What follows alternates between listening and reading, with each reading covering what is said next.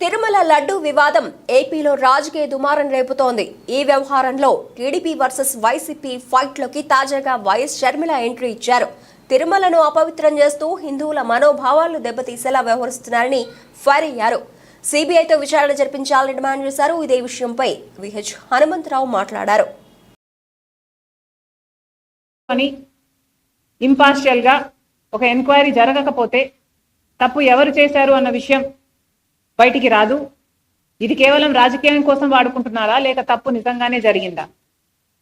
ఒకవేళ తప్పు నిజంగానే జరిగింటే తప్పు చేసిన వాళ్ళను శిక్షించాల్సిన అవసరం ఉంది. ఎందుకంటే వాళ్ళ మీద యాక్షన్ తీసుకోకపోతే మిగతా వాళ్ళు కూడా ఫైనాన్షియల్ బెనిఫిట్ కోసం ఇదే తప్పు చేసే ప్రమాదం ఉంది.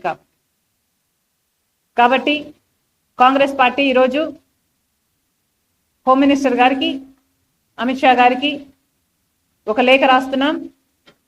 సిబిఐ ఎంక్వైరీ జరగాలి అని. ఈ విషయం పక్కన పెడితే చంద్రబాబు గారి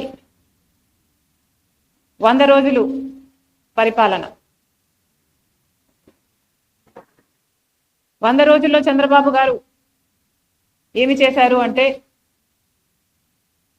శిశుపాలుడు తప్పులు లెక్కబెట్టినట్టు జగన్మోహన్ రెడ్డి గారి తప్పులను, అవినీతిని, దోపిడీని శ్వేతపత్రాల్లాగా చూపించారు. వైఎస్ఆర్ గారి పేరును ఎక్కడ వీలైతే అక్కడ తొలగించారు. వైఎస్ఆర్ గారి విగ్రహాలను ధ్వంసం చేశారు.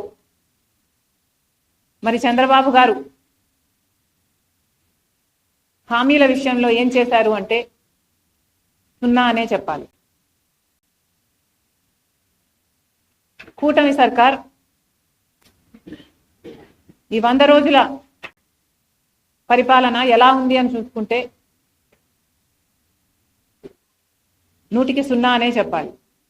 ఎందుకంటే వాళ్ళు అత్యధికంగా బ్యాంక్ చేసిన వాగ్దానాలు సూపర్ 6, చంద్రబాబు గారి సూపర్ 6. చంద్రబాబు గారు చెప్పిన మాట 100 రోజుల్లో మేము రాష్ట్రాన్ని గాడిలో పెడతాము. 100 రోజుల్లో నిన్న చంద్రబాబు గారు చల్లగా చావు కబురు చెప్పినట్టు మెల్లగా ఒక బాంబు పేల్చారు.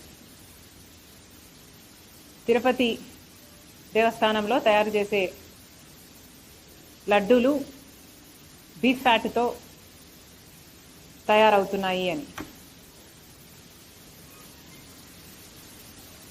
ఇది చిన్న విషయం కాదు. చేసిన కాంట్రాక్టరే ఇంకా సప్లై చేస్తున్నారు. ఆ రోజున తీసుకున్న శాంపుల్లో బయటపడ్డ విషయం ఏమిటంటే, లడ్డూలు తయారు చేస్తున్న ఈ ఫ్యాట్లో ఈ అంశాలన్నీ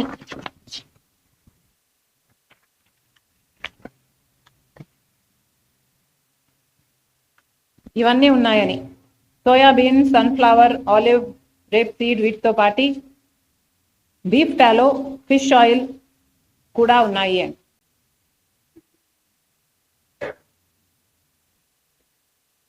ఇంత పెద్ద విషయం, కోట్ల మంది ప్రజలకు, వాళ్ళ భక్తికి, వాళ్ళ మనోభావాలకు సంబంధించిన విషయం, ఎంతో మంది సెంటిమెంట్స్, ఇమోషన్స్ కు ముడిపడిన విషయం. మన రాష్ట్రంలోనే కాదు, మిగతా రాష్ట్రాల నుంచి కూడా ఇక్కడికి వస్తారు. దేశ విదేశాల నుంచి తిరుపతికి వచ్చే వాళ్ళు ఉన్నారు.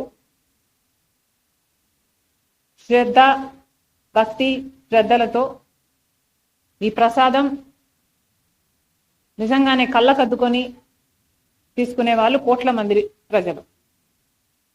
అలాంటప్పుడు బీఫ్ టాలో, ఫిష్ ఆయిల్ కూడా ఉన్న, ఈ పదార్థాలు కూడా ఉన్న లడ్డూని ప్రసాదంగా ఇస్తున్నారు అని చంద్రబాబు గారు నిన్న చెప్పడం జరిగింది. చంద్రబాబు గారిని అడుగుతున్నాం, చంద్రబాబు గారు ఇంత పెద్ద విషయాన్ని మీరు ఇంత సునాయసంగా ఇంత క్యాజువల్గా ఎలా తీసుకోగలిగారు? కోట్ల మంది ప్రజలకు వాళ్ళ మనోభావాలకు సంబంధించిన విషయం. ఈ విషయం మీరు కేవలం రాజకీయం చేయాలనుకున్నారా? కాబట్టే ఇంత సునాయసంగా దాన్ని ఒక పాసింగ్ కమెంట్లా మీ 100 రోజులు సెలబ్రేషన్స్లో భాగంగా చెప్పారా? లేదు నిజంగానే చంద్రబాబు గారికి దీని సివియారిటీ ముందే తెలుసా? ఆయన వడ్డీతో వసూలు చేసే వెంకటేశ్వరుడు ఎవరిని ఇడవాడురా బాబు, నన్ను కూడా ఇడవాడు.